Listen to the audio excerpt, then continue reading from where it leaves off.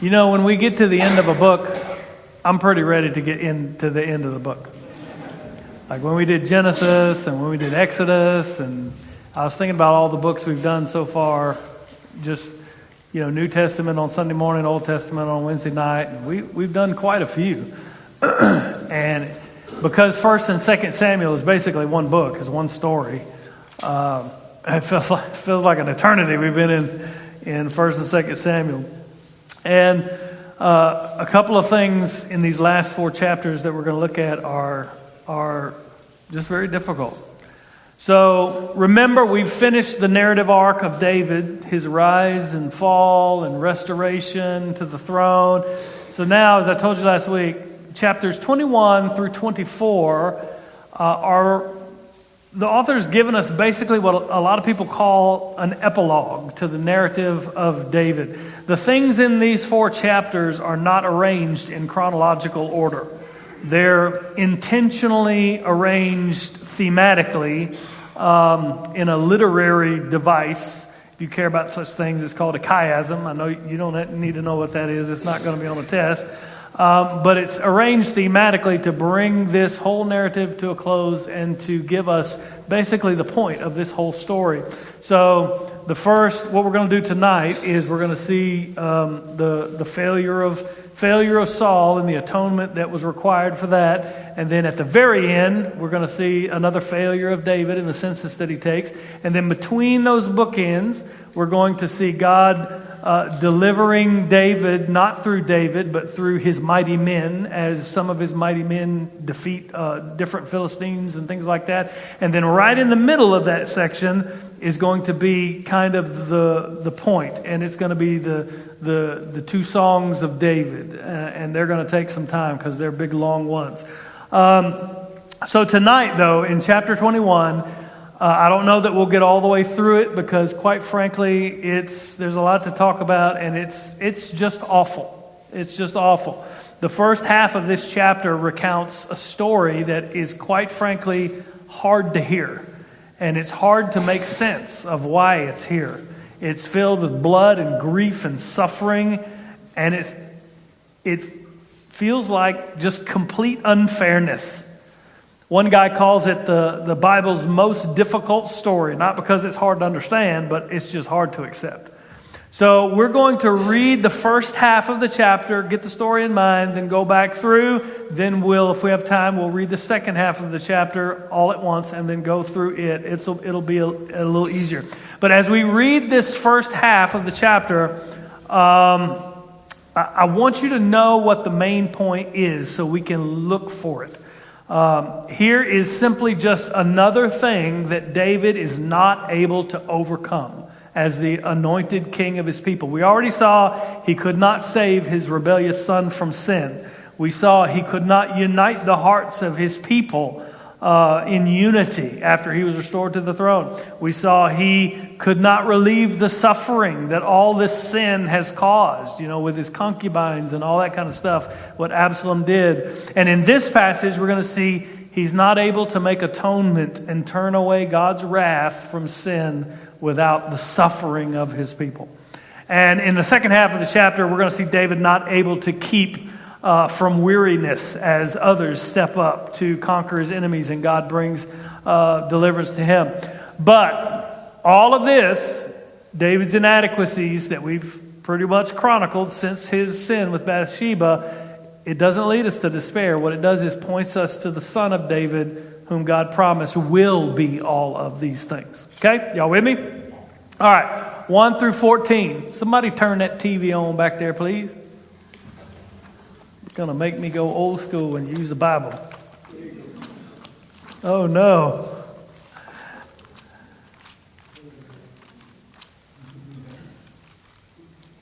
All right, 2 Samuel 21, 22, 21, 21. Now there was a famine in the days of David for 3 years, year after year. And David sought the face of the Lord, and the Lord said, "There is blood guilt on Saul and his house, because he put the Gibeonites to death." So the king called the Gibeonites and spoke to them. Now the Gibeonites were not of the people of Israel. See, I can't keep the screen. You do the screen, and I'll do the Bible. Okay? All right, verse 2. Put on verse 2. All right. So the king called the Gibeonites and spoke to them. Now the Gibeonites were not of the people of Israel, but of the remnant of the Amorites. Although the people of Israel had sworn to spare them, Saul had sought to strike them down in his zeal for the people of Israel and Judah. David said to the Gibeonites, "What shall I do for you, and how shall I make atonement?" It's very important. It's what he wanted to do.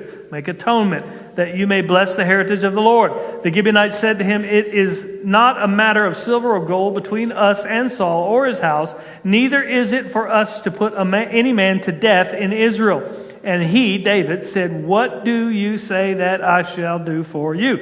And verse 5 says, "They said to the king, 'The man who consumed us and planned to destroy us so that we should have no place in all the territory of Israel, let 7 of his sons be given to us so that we may hang them before the Lord at Gibeah of Saul, the chosen of the Lord.' And the king said, 'I will give them.' But the king spared Mephibosheth, the son of Saul's son Jonathan, because of the oath of the Lord that was between them, between David and Jonathan, the son of Saul. The king took 2 sons of Rizpah, the daughter of Aiah, whom she bore to Saul, Armani and Mephibosheth." It's a different Mephibosheth. "And the 5 sons of Merab, the daughter of Saul, whom she bore to Adriel, the son of Barzillai, the Maholathite. And he gave them into the hands of the Gibeonites, and they hanged them on the mountain before the Lord. And the 7 of them perished together. They were put to death in the first days of the harvest at the beginning of the barley harvest.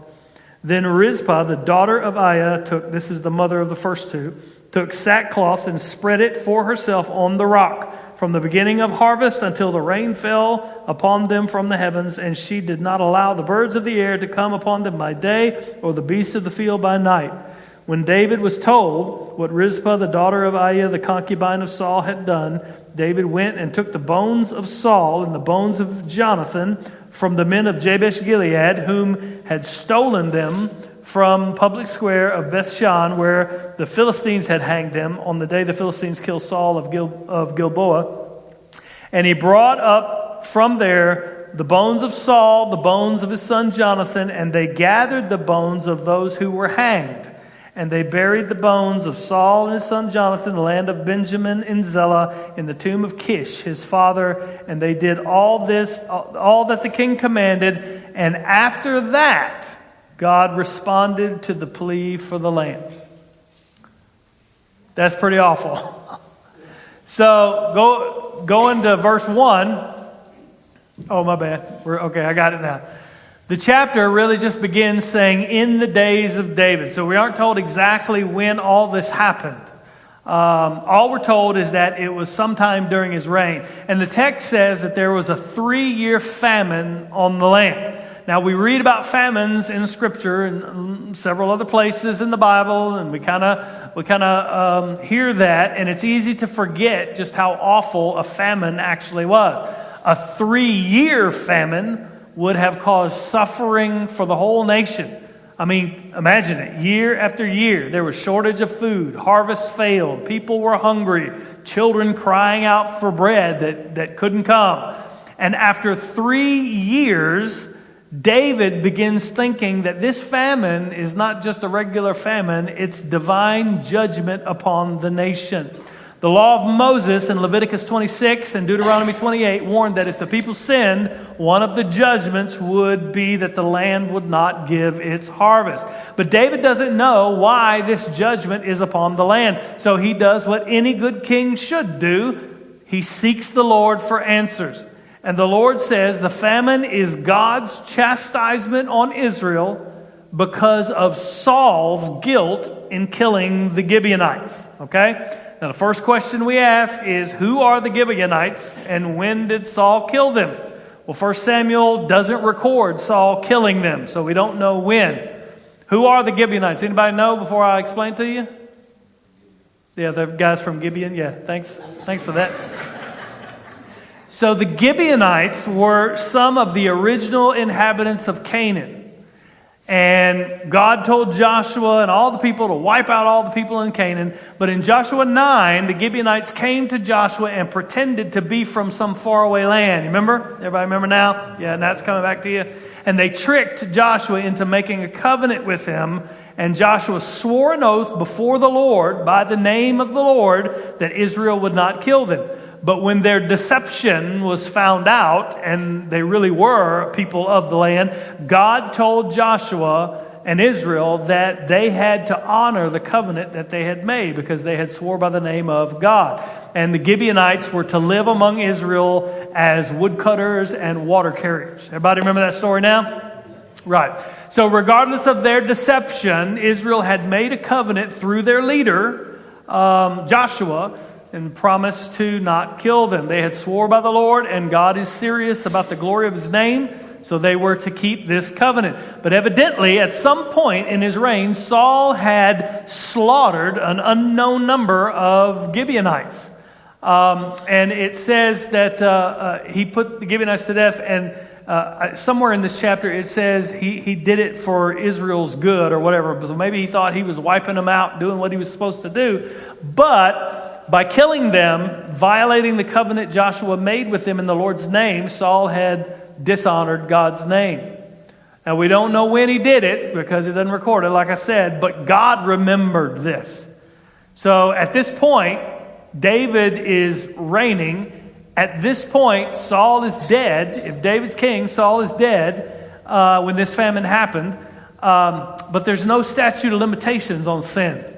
We don't know how long God waited before He brought this famine for this reason. But there came a time when God brought a famine because of what Saul did. Neither time nor the death of Saul himself could erase the guilt of the sin of breaking this covenant in God's name before God. So God sends a famine on His people. Now, our knee-jerk reaction is, that's not fair. Saul was the one who did it. Why do the people get struck with a famine? Well, just as Joshua swore the oath on behalf of Israel as their leader, their God-ordained leader, Saul had broken the covenant on behalf of Israel as their leader. And now it is up to David to atone for this sin. That's what he says to the Gibeonites. How can I make atonement for this? It's up to David to atone for a sin that is not his own, in order to save his people from God's wrath for that sin. Sound like anything we know? No. The Lord had told David the cause of the famine. Saul had killed these Gibeonites. But the Lord didn't tell David what to do about it. So David doesn't seem like David can just simply pray this away or fix it for Israel himself. So what he does, and people debate about whether it was right or wrong, he calls for the Gibeonites to come to him. In verse 2 it says, the king called the Gibeonites and spoke to them. Now the Gibeonites were not of the people of Israel, but the remnant of the Amorites. Although the people of Israel had sworn to spare them, that was the time in Joshua, Saul had sought to strike them down in his zeal for the people of Israel and Judah. So it seems like maybe Saul was thinking, these are Canaanites and we were told to kill them, so I'm going to kill them, even though covenant was made. And it says, and David said to the Gibeonites, what shall I do for you, and how shall I make atonement? How can I make this right? The Gibeonites said to him, it's not a matter of silver and gold between us and Saul or his house, neither is it for us to put any man to death in Israel. But David still said, what do you say that I shall do for you? So David's basically going to the victims of this sin and asks, what can I do? David isn't just seeking to apologize. He isn't just seeking to make restitution to them, although that's true as well. He says, how can I make atonement? How can I make this right before you and before God? And the Gibeonites, who had been living with Israel since the days of Joshua, know that, they're not Israelites per se, but they've been living among the Israelites, and so they're no doubt familiar with God's laws and all of those things. The Gibeonites know that silver and gold from Saul's house is not going to make atonement. They know as servants in Israel, they don't have the power to go killing folks to make up for this sin. But David pushes them and says, it's not about what you're going to do. You tell me what I'm going to do. And a lot of people are asking, why is David not asking God? Why is he asking the Gibeonites? I can't answer that question.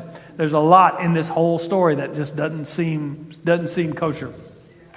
But they tell him, verse 5 and 6, it says, they said to the king, the man who consumed us and planned to destroy us so that we should have no place in the territory of Israel, let 7 of his sons be given to us so that we may hang them. Very important phrase, before the Lord. It's not about revenge. They want to hang him before the Lord at Gibeah of Saul, the chosen of the Lord. And the king says, sure, I can do that.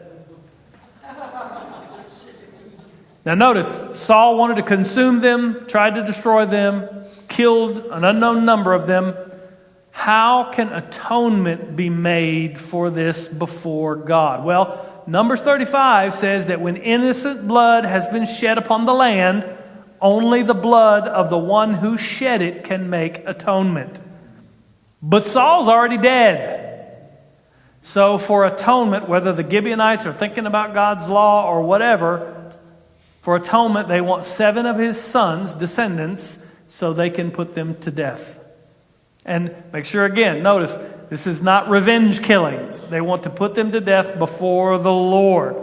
And they want to do it at Gibeah, Saul's hometown, where all his family was from.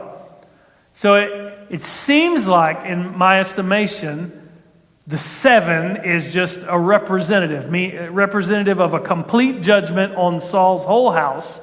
And they're asking for a public judicial act by the king on behalf of them before the Lord, just as Samuel executed Agag before the Lord in 1 Samuel 15. Y'all with me? David agrees to the terms. Now, if this was all that there was in the story, I mean, we get it, but we can kind of understand. We might say, well, that's not good and it's unfortunate, but, that's what happens. Sin leads to death and atonement. But the author doesn't allow us to think about atonement abstractly like we often do. He shows us in this story the grief and the horror and the messiness of what true atonement means. David now has to choose 7 men or boys, we're not told their age, descendants of Saul, who are going to die. But first, we know of one descendant of Saul who is not going to die. Who is it? Mephibosheth. And why is he not going to die? That's exactly right. The king spared Mephibosheth, the son of Saul's son Jonathan, because of the oath of the Lord that was between them, between David and Jonathan, the son of Saul. David is honoring his previous covenant with Jonathan, not going to let Mephibosheth be sacrificed in this way. He'd sworn to Jonathan, chapter 9, I think, to keep his household alive. So here's another gospel connection, you see. I mean, think about this. Because of sin and the demands of God's wrath, Mephibosheth is slated to die, but the king, because of his covenant promise, drew a circle of protection around him. That sound like anything we know of? Yeah. I bet it was gospel to Mephibosheth. I bet it was good news. But that doesn't solve the problem. That doesn't solve the problem for the rest of Saul's family, for the wrath of God for sin. And so, I'm going to give you a chance to discuss here in just a minute. It says, the king took 2 sons of Rizpah, the daughter of Aiah, whom she bore to Saul, Armani and Mephibosheth, and different Mephibosheth. The other Mephibosheth is a son of Jonathan, not son of Saul. And the 5 sons of Merab, the daughter of Saul. These are grandsons of Saul, whom she bore to Adriel, the son of Barzillai, that guy. And he gave them into the hands of the Gibeonites, and they hanged them on the mountain before the Lord, and the 7 of them perished together. They were put to death in the first day of the harvest at the beginning of the barley harvest. Now think about this. Let's think about the reality of this. David chooses 2 sons of Saul by a woman named Rizpah. We're introduced to her way back in chapter 3. She's one of the concubines of Saul. Now David selects both her sons to die. And David chooses 5 sons from Merab, Saul's daughter, be Saul's grandsons. And David hands these men, or boys, we're not told their age, over to the Gibeonites. And most likely, most people think that they're executed first and then hung on trees, but it could be the reverse. Who knows? Why were they hung on trees, do you think? Curse.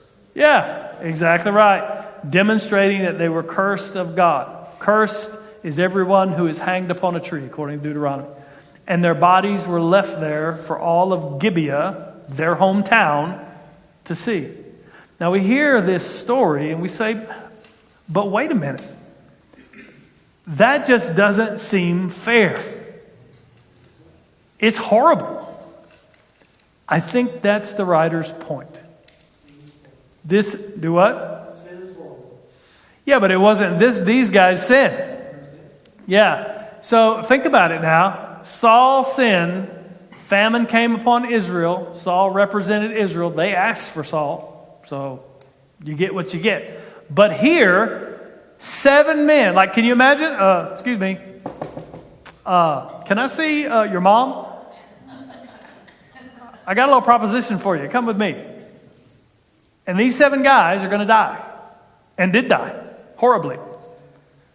The event is terrible. And I think it is supposed to horrify us. The author wants us, I think, to feel it. These men perished together before the Lord. Saul had acted as king, representing the people. The king they demanded, even though Samuel warned them, you don't want this.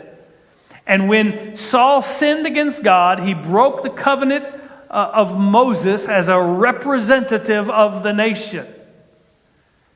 Now, representatives of Saul must bear the guilt for the nation.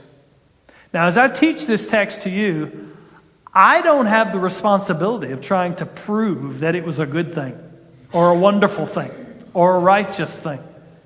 Because it's not. It's terrible. Now, God is good. God is holy. But atonement for sin is always bloody and gory and awful and horrible. And as David dealt with appeasing God's wrath for sin in this matter, we are horrified at the result. And it's one more instance that shows us his inadequacy. He is a king who cannot free God's people from the wrath of sin without immense suffering on the people. But the idea of a representative dying for sinners somehow doesn't seem so awful to us when we think of what Jesus suffered on the cross. But it was awful and beautiful and bloody and unfair. Jesus, the Son of David and true King, suffered so that God's wrath would be atoned in full. David could not give himself to atone for the sin of Saul or the sin of the nation. Even these 7 men who died in Saul's place didn't atone for all of the sins that Israel would ever commit. But in the horror of this account, and we are meant, I think, to look forward in gratitude toward the king who does solve the problem that David couldn't solve. Who does solve the problem of God's wrath for sin once for all. Are there any questions and comments before the horror of this scene is not over with? Any questions, comments, cries of outrage? These Gibeonites said they could not put an Israelite to death, and then they turned around and put 7 of them. Well, that's because the king turned them over to him. The king, David said twice, David said twice, what do you want me to do for you? And so I think it wasn't, it wasn't just an individual or even a people group's act of revenge. It was the judicial act of David as the head of the government, executing these people before the Lord for atonement for what Saul had done to Gibeonite. And this guy, the son of Barzillai, wasn't Barzillai his benefactor when he was running from Absalom? Yeah, it's the same name. I don't know if it's the same guy, but very well could be. Yeah, I'm not sure. Yeah. That would stink, wouldn't it? The whole thing stinks. Yeah, sorry, go ahead. So does this just ignore the rule in Deuteronomy where they say that children are not supposed to be held responsible for the sins of the father? Yeah, it's not that it's I don't know that it ignores the rule, but there has to be I don't know. That's a great question. There has to be atonement for. I don't have the responsibility to tell you that what they did was right. What I do know is, so there are a couple of theologians that say David was right in what he did. He had to get this famine, this wrath of God off of them, so he did whatever he needed to do, and it was right. There's others that say the famine really didn't come off when he did this. It came off when he honored them and Saul. And so there's differing views about what he did was right and wrong. But all I know is that at the end of this episode, God says, okay, I'm taking the famine off of you. So there was some form of atonement involved. So I don't know that the sins of the son are placed at the Father's feet, but there has to be a sacrifice given. So that's a great question. David could have very well been wrong in what he did. I don't have no problem saying that because the whole thing's ugly and it's terrible and it's gross. Anybody else want to comment on that? Yeah, go ahead, Tim. No, comment on his question because I don't have my answer. No, go ahead. I'm just kidding.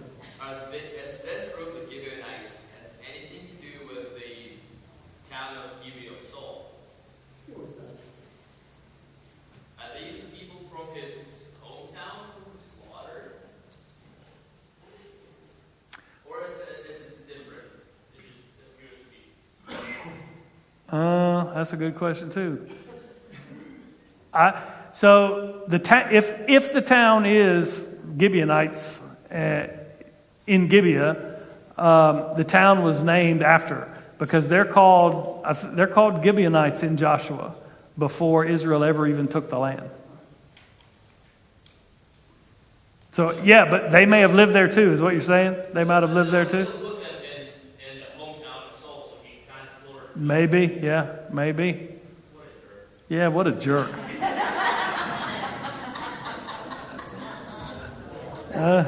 That's exactly what I thought too. No, I don't know that we need to bend over backwards to try to protect David's righteousness in this, because I think the point of it is that David is not the man. Whether this was absolutely necessary or he did the wrong thing, he is not the man who can avert God's wrath without grief and suffering being laid at the feet of the people. Only Jesus can do that. The last 4 chapters of this text are basically going to show us all of David's inadequacies, and right in the middle, it's going to say David's going to sing these songs that just glorify God, saying He has forgiven me, He has protected me, He has. So it's all about God keeping His promise, and looking at us, looking forward to the King who does fulfill all those things. But go ahead. So in Jeremiah 31, Okay. it says, "In those days they shall no longer say, the fathers have eaten sour grapes and the children's teeth are set on edge, but everyone shall die for his own iniquity. Each man who eats sour grapes, his teeth shall be set on edge." So, am I remembering right, Jason, that there's the changing of the covenant, and when the new covenant comes in, that this kind of changes? I mean, yeah, that's for sure. When the new covenant comes in, it kind of changes. So isn't this the same section where he talks about put a new heart in them? Yeah, no, it is. It is. The Jeremiah 31 is the new covenant. What I'm thinking of while you're talking was if that Ezekiel passage where Ezekiel says that the one who does righteousness. So what Glenn's asking, and I don't know the answer to this either. I studied. Ezekiel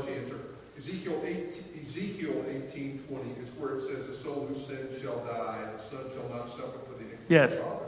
It's Ezekiel. Yeah. So is that a new covenant passage as well? So I'll leave it with you. I'm going to answer that by saying I don't know.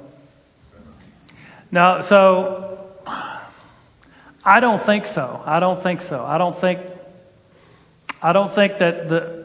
the sons.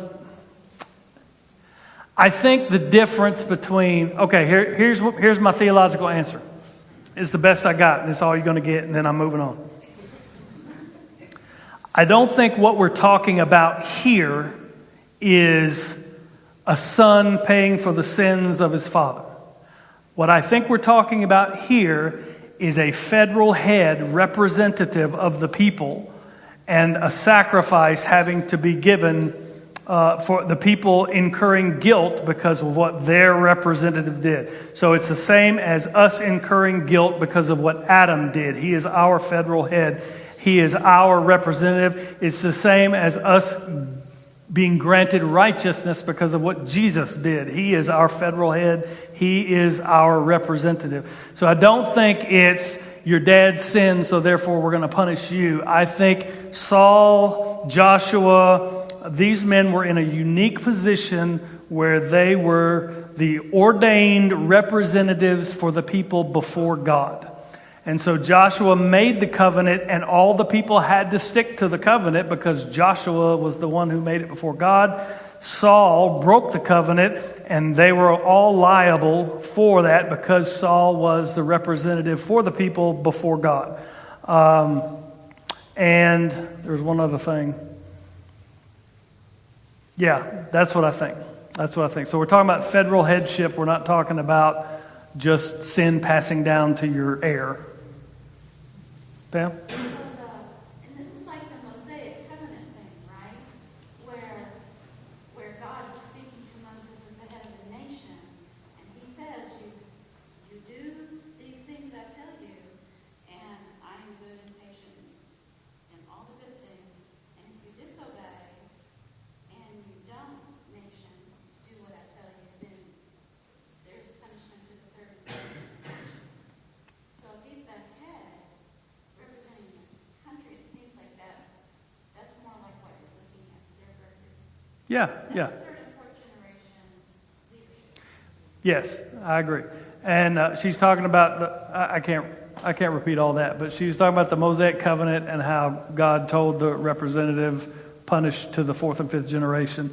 The idea, and Glenn's right as well, with the change in the new covenant, we don't have, the representative we have before God is Jesus. And so the reason we have righteousness is because our representative has given us his righteousness and taken our sin. Their representative in the theocracy of Israel was the leader of the nation. King David, Saul, the judges before that, Joshua. For an Israelite to come to God, they would have to go through, and later it was the priests, and you see what I'm saying? And so it was the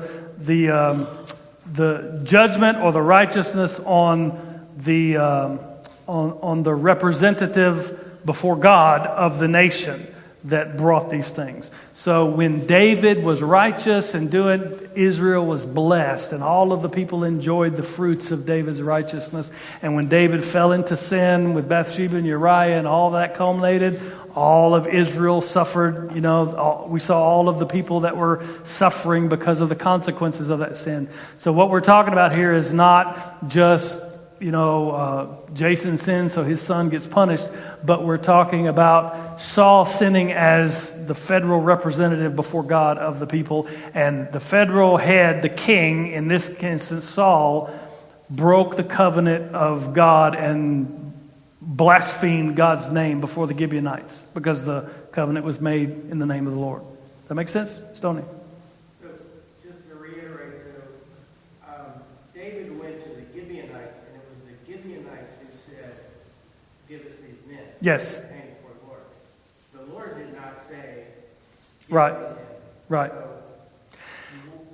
That's the conundrum. probably David took 3 years to inquire of the Lord. Right? So, Yeah. he may not have been at his best. Yeah.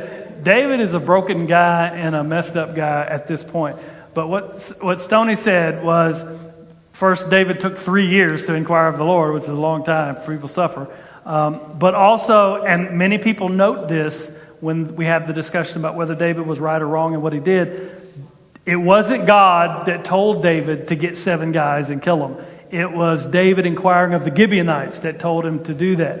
And there are a lot of people, a lot of commentators, a lot of preachers say what David did was wrong. That's why the famine isn't released until David actually honored Saul, Jonathan, and these men's bones. And that's plausible. Jonathan? Aren't we ultimately talking about blood is needed to pay for sin? Yes. Blood is needed for atonement. In this specific instance, though, the blood that is required for the killing of an innocent, according to Numbers 35, is the blood who shed innocent blood, and he's dead.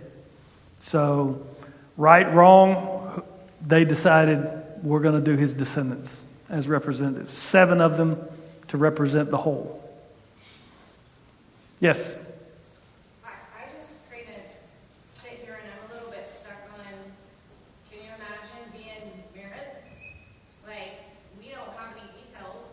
Maybe she raised her boys and said, Grandpa Saul's a little crazy, so we're going to stay away from him. We're not going to behave like that because he does some pretty sinful stuff. Yeah. And then 15, 20 years later, here they're knocking on the door and like, okay, sorry, but all 5 of your boys are going to die. Yeah. Not 1, not 2, all 5. Yeah. Like, I can't imagine, like, Yeah. and not just them dying, but all the hurts and the... You don't have to imagine it because we get told that right here. Rizpah and her 2 sons. Yeah. I'll read it to you in a second, but you're right. Can you imagine being mom of these boys?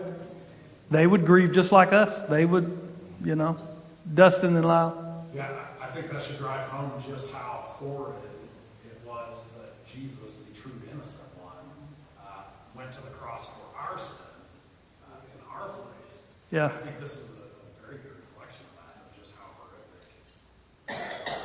Yeah. Sometimes, go ahead. I didn't mean to interrupt. Are you done? Okay.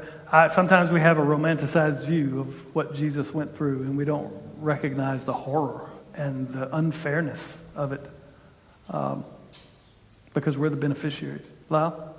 Well, you said that it wasn't until David buried the bones, but in my Bible, chapter 10 says it's from the beginning of the harvest till the rain poured down from the heavens on the bodies. The bodies were still hanging there, but when the rains poured down, so the famine had left before. Well, yeah. So maybe not necessarily. The rains poured down on the bodies, so they hung from the barley out. But the rains coming signals the end of the famine. But at the end of the text, it says, "And God relented from that." So, like I said, it could be that this atonement did relieve God's wrath, and the one side who says David did what David did was right. It was horrible, but it was right. He had to do it, and that relieved God's wrath for sin because of the blood atonement, and therefore the rains came. That's one valid view. The other is that God never told David to do this, and he did it anyway, and it wasn't until David, saw the suffering of Rizpah and honored the bodies and all that God relented. That's the other view. And quite frankly, I don't know. All I know is this whole thing is wicked and horrible and terrible. Anybody else before I continue on? I know to say that when he said, I will give them, David knew it was the right thing to do because it was believed David knew Saul's descendants helped him or benefited directly from the massacre. Well, at best, that's just a speculation. There's no way to prove that. He said that his Bible study notes said that David knew this was the right thing to do because Saul's descendants had either helped him or benefited from the massacre. So we don't even know when the massacre was. It's not recorded, so there's no way we can know that. Yeah. We also, but my notes say that the Merib's oldest son could have been at most 10 because of other passages in the Bible that we can try to reconstruct. So Merib's oldest son had to have been at most 10 years old? Okay, now it's getting really terrible. Since we're going down a rabbit hole, it doesn't say why David picked him or how he picked him. Wasn't Merib offered to David by Yes. Saul in 1 Samuel? Yeah, Merib was the... She ended up with Gabriel. Yeah, Merib was the woman who was offered to David as a wife, and then taken back by Saul. So, bet you wish you married me, didn't you? Stop it. Not doing that. All right, verse 10. Here's where you see just in graphic detail what Wendy's talking about. So then Rizpah, we're not told about Merab, but here's Rizpah, the daughter of Aiah and the Mephibosheth, took sackcloth and spread it for herself on the rock from the beginning of the harvest until the rain fell from the heavens. We don't know how long that was, but it could have very well been months. And she did not allow the birds of the air to come upon them day by day, or the beasts of the fields by. I mean, what a heartbreaking scene. You know, this mother is mourning her sons for no other reason than what Saul did perhaps a generation ago. The sacrifice of these men, when I say not me sacrificing myself, but they got executed. The execution of these men, boys, whatever they are, didn't just affect them. It affected, of course, all the people that loved them grieve. I mean, you can imagine the grief.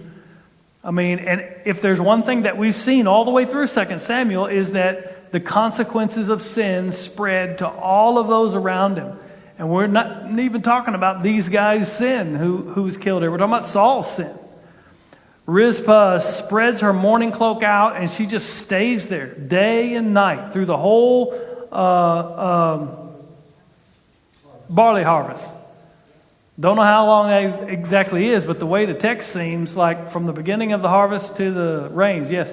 Mine says barley harvest is April to October. April to October. That's a long... Man, I need to start consulting all y'all's Bible notes, I guess, before I get in here, because thing's getting more terrible by the minute. Yes? Mine says she watched over them from April or early May until the barley was harvested, when the rain fell again, perhaps in the autumn showers, which normally are October to November. But her vigil might have been much shorter if God sent rain out of season. Okay, so technically is 4 or 5 months, but God might have sent rain out of season. Okay. She grieved, she mourned, she protected the bodies of her sons from the creatures that would feast on their dead. Imagine the sights and the smells that she endured as she grieved the death of her 2 sons. I mean, this is just sad. And it's grievous and it's awful. Finally, one day, we don't know how long, the rains begin to fall. And David hears about this act of love and grief of this mother. We're probably only going to get to we're probably not going to get the second half. Get to talk about the giants next week, I guess.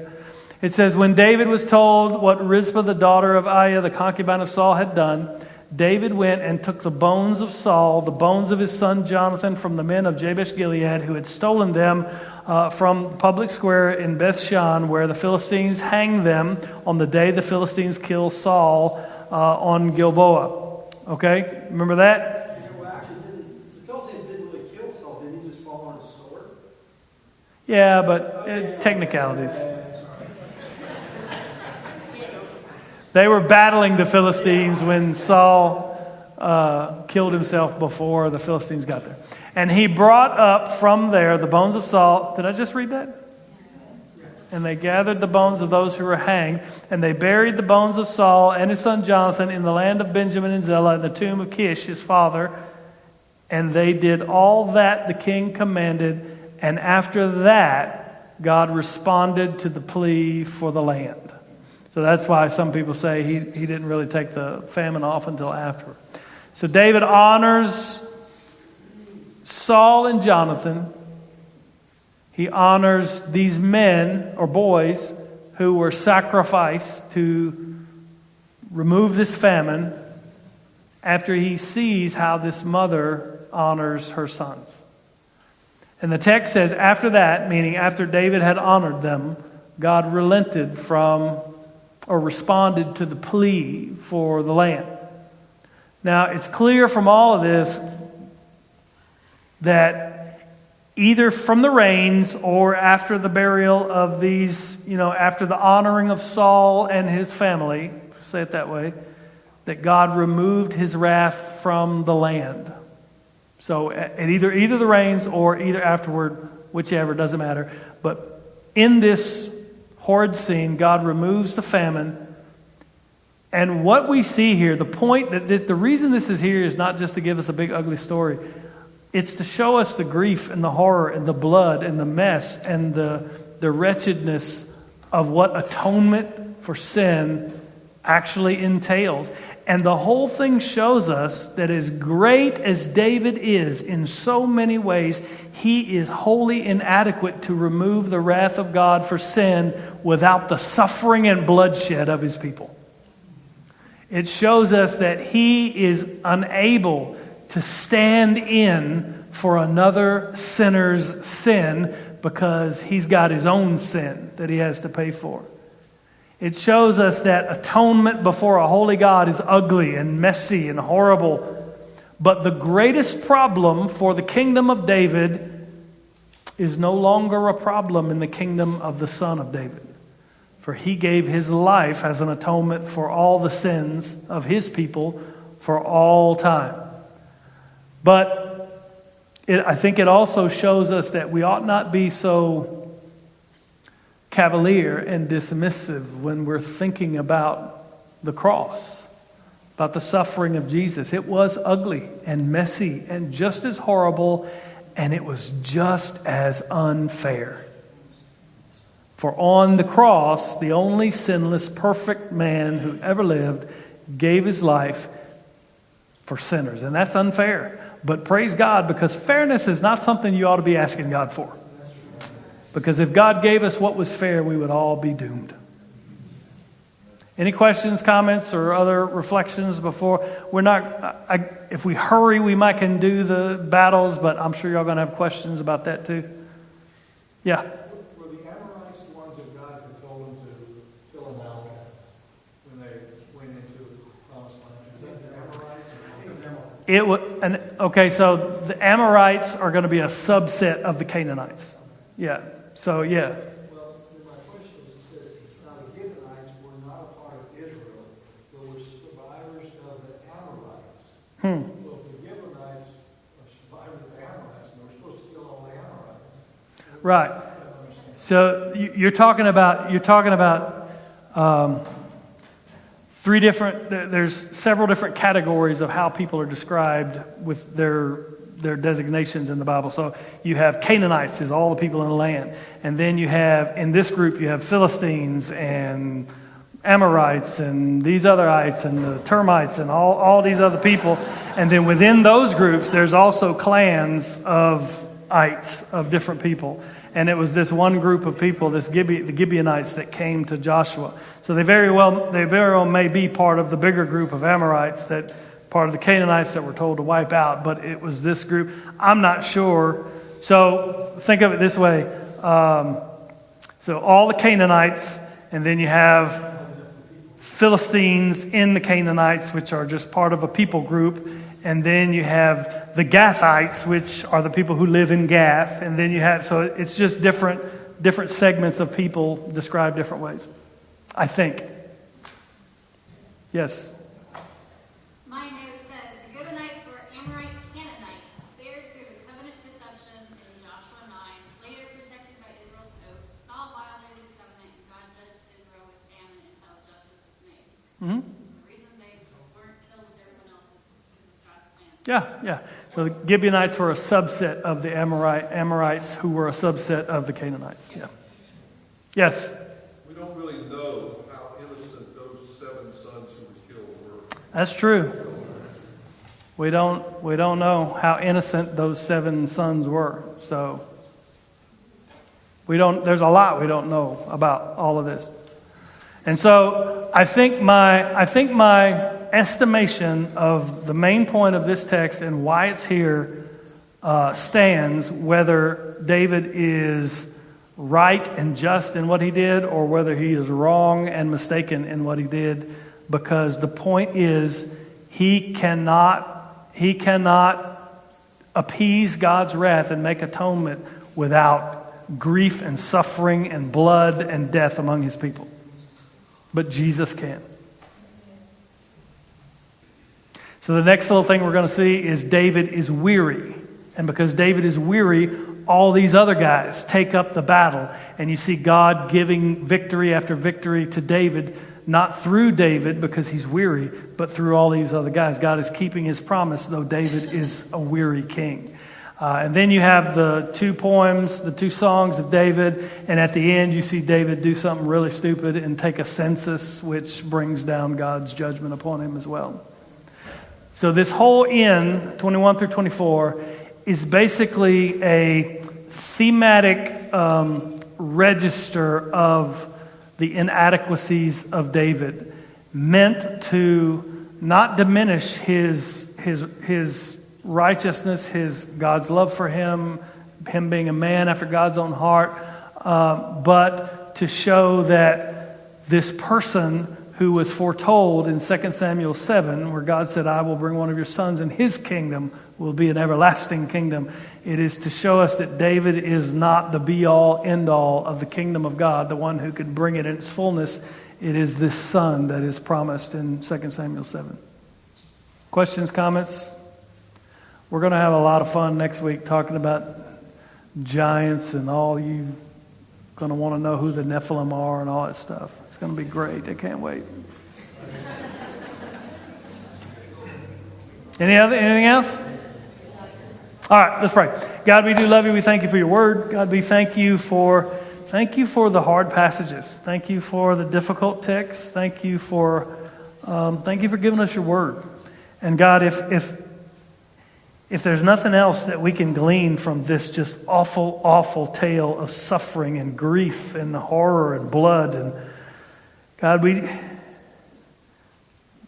we should come away with a renewed gratitude and a renewed love for what you did in sending your son to die on the cross for us, to take the wrath, the just wrath for sin away from sinners who deserve it, and place it upon your own son, who voluntarily chose to give himself, that we might be free from the wrath and justice our sin deserves, and that all of the suffering and punishment of that sin is taken away.